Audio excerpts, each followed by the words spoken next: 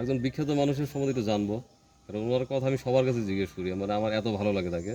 আমাদের নায়িকা শাবনূরের সঙ্গে তার কাজ করা হয়েছে, যদি একটু বলেন মানুষ হিসাবে, অভিনেত্রী হিসাবে, একজন সহকর্মী হিসাবে শাবনূরকে যেভাবে দেখেন আপনি। মানুষ হিসেবে তো খুবই ভালো, আর খুব ইমোশনাল আর্টিস্ট।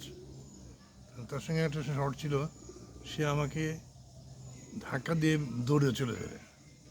তো ওই জায়গায় সে মানে আমার একটা ছিল যে সে কিছু একটা করবে। ধাক্কাটা সে এমন জোরে দিয়েছে যে আমি যদি ব্যালেন্সে না থাকতাম তাহলে হয়তো মাথায় আঘাত পেতে পারতাম খাটের সাথে। তো সেই থেকে সে ওই যে দেখছি যে সে খুব ইমোশনাল আর্টিস্ট। অনেকে আছে যেমন মিশা সওদাগর খুব ইমোশনাল আর্টিস্ট, শাবনূর, তারপরে মৌসুমি, খুবই ইমোশনাল আর্টিস্ট। মানে ইমোশনাল কোন অর্থে বোঝাচ্ছেন, কাদের ইমোশনাল ক্ষেত্রে? আর্টিস্ট মানে কাজের মধ্যে সে গালিব গালিব থাকে, মানে এত যে ইনভলভ থাকে সেখানে যে কখন সে কী করবে এটা বোঝা মুশকিল। মানে দেখা যাচ্ছে যে সে অভিনয়কে অভিনয় হিসেবে নিতে পারতো, কিন্তু সেটা সিরিয়াস নিয়ে থাকে যে আপনাকে ধাক্কা দিয়ে দেও। না, এটা অভিনয়ের কি হ্যাঁ, যে অভিনয়ের অংশ। অংশ, কিন্তু একটা আছে না যে হঠাৎ যাচ্ছে না এমনি না করে যদি এমনি করি, এরকম চেঞ্জিং এটা তাদের ভিতরে আছে। যে একটা জিনিস চেঞ্জ করে একটা নতুনত্ব নিয়ে আসা, বা একটা বা আরো বেটার কিছু মানে প্লে করা আর কি, রোল প্লে করা।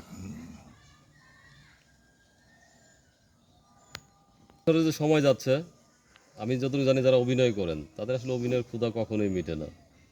না, এটা আলতাফ হোসেনও বলছিল যে মানে ছবিতে তখন মানে হচ্ছে হচ্ছে না হচ্ছে হচ্ছে না এরকম একটা সময় ছিল, তখন সে একটা তৃষ্ণা নাট্যমদী গোষ্ঠী একটা গোষ্ঠী করেছিল।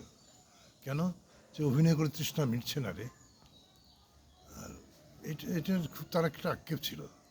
পরবর্তী পর্যায়ে মানে নাটকটা শুরু করেছিলাম শততম রজনী অভিনয়, কিন্তু সেটা আর করে যেতে পারেনি, কারণ স্ক্রিপ্ট পুরোটা সংগ্রহ করা যায়নি।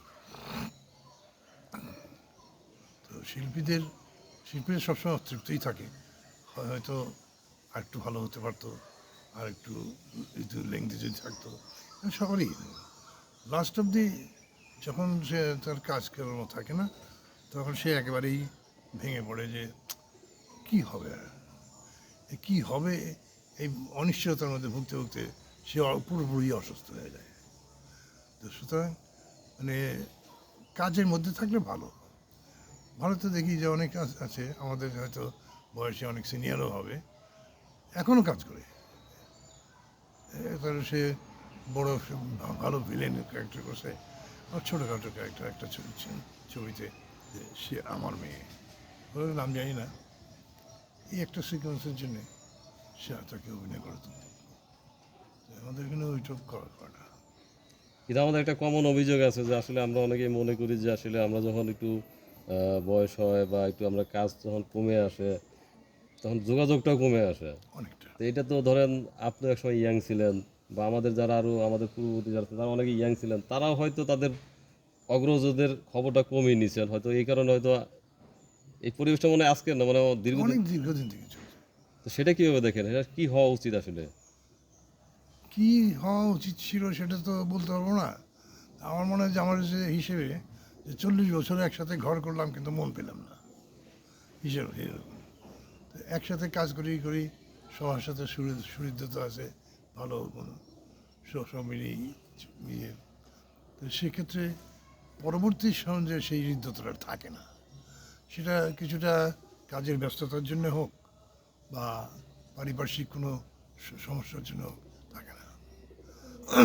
যেমন মনে করেন যে আজকে যারা স্টার এখনও আছেন, তাদের কাজের ব্যস্ততা সবসময় থাকে। তো তারা কজনে খোঁজ নেবে, লোক তো আর একজন না। সেই হিসেবে সবার সঙ্গে সবসময় মানে যোগাযোগ করা বা সবার খোঁজ খবর নেওয়া এটা সম্ভবপর হয়ে ওঠে না, কারণ তাকেই তো সারাক্ষণ দৌড়ের উপর থাকতে হয়। হ্যাঁ, এটা তো আপনি নিজে অভ্যস্ত ছিলেন, হয়তো একই দিনে 3টা 4টা ছবি করছেন, আমি করিনি, সময় দেন না এরকম। আমি ওই করি, কারণ আমি যে মানে আমার মাথা অত বড় না যে একসাথে 2টা 3টা ছবি করবো। একটা সকালে একটা, বিকালে একটা, এরকম 2-1টা করেছি, তাও অনেক কম। কারণ সে মনে করেন যে একটা করতেছে এফডিসিতে, একটা করতেছে ইসে ওই হতাপাড়া। ডিস্টেন্স কাভার করা আমার পক্ষে সম্ভব না, এই জন্য আমি ওগুলো করি না সাধারণত। প্রবৃদ্ধা করছে অনেক, একদিনে 2-3টা ছবিও করছে। তার সে স্ট্যাবিলিটি ছিল, আর্টিস্ট ভালো।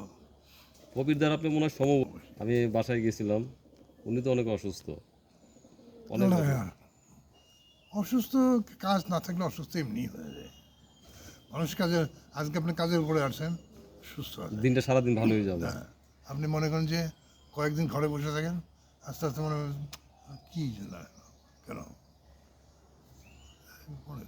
আস্তে আস্তে মানসিকভাবে ভারসাম্য হারায় ফেলার সুযোগটা থাকে ওইখানেই। যাওয়ার ফলে মানে বয়স হয়ে গেলে সবাই একটু মানে ইয়ের মধ্যে ভোগে, কি বলে ওটাকে?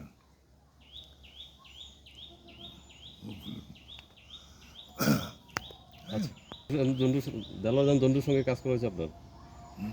বলেন তো একটু, উনি তো খুব আলোচিত এখন, ওনাকে নিয়েই সব আলোচনা।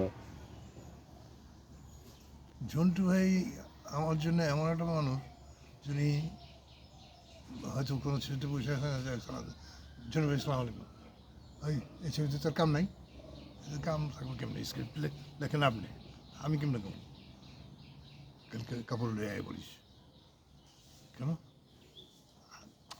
কত কইছি পরের দিন যথারীতি কাপড় নিয়ে গেলাম, দেখলাম শুটিং কর। তার সঙ্গে সম্পর্কটা ছিল এরকম। এবং খুব আন্তরিক, মিশুক এবং ফ্রি। উনি কি শুরু থেকে এরকম ক্যারেক্টার? আমি যতদিন পাইছি তার শুরু থেকে এরকম। কারণ আমি ওনার বাসায় গেলাম, তো দেখলাম যে আসলে উনি হঠাৎ করে বলতেছে, ক্যামেরা দেখে বলতেছে, "এই, এটা লেন্স কত, এটা কীভাবে চালাও, দাও আমি একটু শিখে নেই।" মানে এই যে তার যে এই বয়সে জানার এবং এই যে কাজের সুযোগগুলো, হয়তো সে কিন্তু এটা স্ক্রিপ্ট তৈরি করছে আপনার জন্য। যখন আপনি তার সামনে গেছেন, তখন সেই স্ক্রিপ্টটাকে বর্ধিত করে কোনো একটা জায়গা তৈরি করছে যে যেখানে আপনাকে কাজে লাগাবে হ্যাঁ, এবং আপনাকে একটা কাজও দিবে, আপনার সাথে একটু মজা করবে, আবার যেন আপনার কিছু পারিশ্রমিক বা সম্মানিত দিতে পারে, সেই স্ক্রিপ্টগুলো তৈরি করছেন না? এগুলো করতে তো যেমন নায়ক জসিমের কথা বলছিলেন, যে আমার তো মনে হয়েছে একদিন হঠাৎ করে যে ঠিক আছে, সে কেন হিরো হতে পারবে না, অভিনয় জানলে তো হিরো হওয়া সম্ভব, নায়ক জসিমের সে হিরো বানায় দিলেন, এরকম উনি বলছিলেন। অনেক কিছু করছেন। মানে যারা আর্টিস্ট হওয়ার মতো না, তারা তাদেরকে সে একেবারে সুপার জসিম ভাই নিজেও বলতেন অনেক সময় যে আমি একটা আর্টিস্ট, ওই সময় মানুষদের টাকা দিয়ে দেয়, মাঝে আক্ষেপ করতেন আর কি, দেশটা কী সে। তারপরে বললেন যে না, আপনার জায়গায় ঠিকই আছে, আপনি ভালো খারাপ সব মিলেই মানুষ, এর বাইরে কেউ না। জন্টু ভাইয়ের কথা বললে অনেকটা হয়ে যায় যে তার মতো একজন মানুষকে মানে মূল্যায়ন করা আমার সাধারণ লোকের পক্ষে সম্ভব হয় না। তবুও তাকে আমি শ্রদ্ধা করি, বয়সে হয়তো একটু ছোটোই হবেন হয়তো, তাকে আমি খুব শ্রদ্ধা করি। এবং যখনই ইয়ে ছবি করতো, সামনে যে দাঁড়ালে, ও এটা করে নিও, এটাই সব। এই যে তার আমার প্রতি একটা ভালোবাসার টান, এটা মানে সহসা পাওয়া যায় না। হুম।